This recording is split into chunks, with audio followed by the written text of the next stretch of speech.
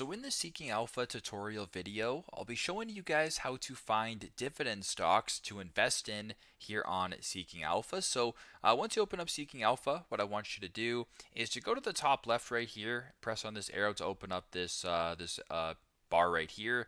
Under Stock Analysis, I want you to press on Stock Ideas.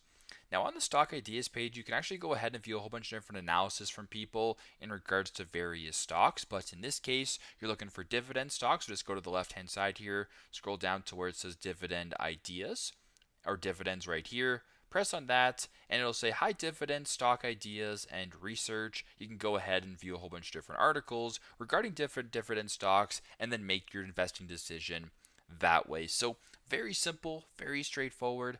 This is how to find dividend stocks to invest in on Seeking Alpha. Thanks again for watching, and I hope this video helps.